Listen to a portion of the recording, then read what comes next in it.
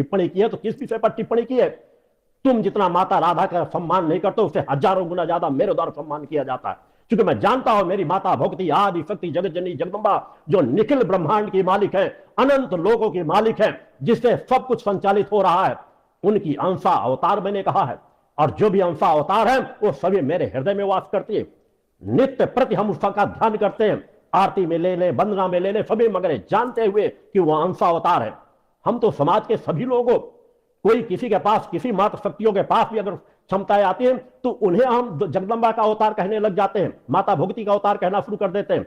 फिर यह तो महत्वपूर्ण शक्तियां हैं जो अवतरित हुई है, इसे कोई इनकार नहीं कर सकता।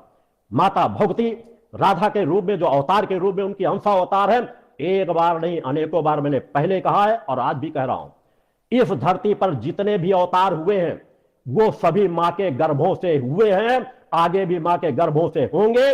जितने भी अवतारों की बात की जा रही है उतने सभी जो अवतार हैं, कोई भी आकाश से नहीं गिरा। अगर कोई आकाश से गिरा हो तो मुझे बता देना।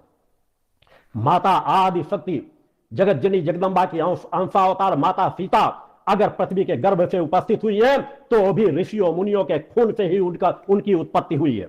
वह भी एक जगदम्बा का अवतार थी। हम सभी को जगदम्बा कह देते हैं।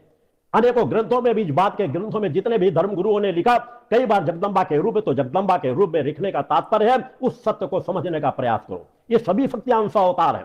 माता सीता का चित्र क्या आप लोगों ने देखा नहीं है?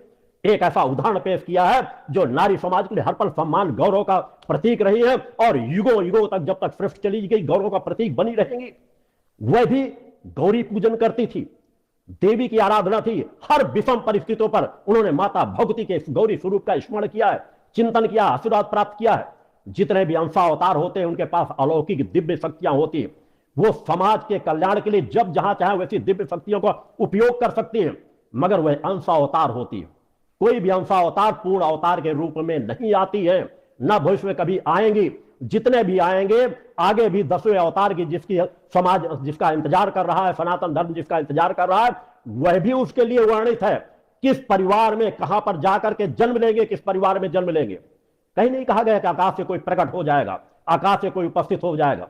तुम जैसे कोई महामूर्ख अगर गिरे हो आकाश से तो उसकी जानकारी समाज को देना। कार्य समाज में नजर आते हैं, जो कर्म किया जाता है वो समाज में नजर आते हैं। ये भक्ति मानव कल्याण संगठन की यात्रा सामान्य यात्रा नजर आ रही।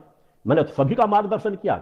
मेरी अब तक की गई भविष्यवाणियां, मेरे द्वारा किए गए समाज के बीच कार्य, मेरे अरे तुम जैसे लोग तो पैदा भी नहीं हुए होंगे जब मेरे महाशक्ति यज्ञ प्रारंभ हो गए थे। मेरी एकांत की साधना पिछले 45 वर्षों से 2.5 से 3 घंटे नींद लेता हूं।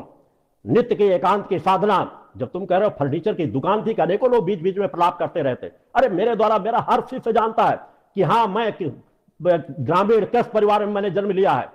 अपने पिता के साथ कृषि कार्य भी करता था और कृषि कार्य में भी पूरी तरह से दक्ष हूं और अपने जीवन के उपार्जित धन के माध्यम से अपनी नित्य की साधनाएं करता था। एक एक नहीं, 2-2 फर्नीचर की दुकानें थी और अपने आय से ही अपनी साधनाओं को संपन्न करता था।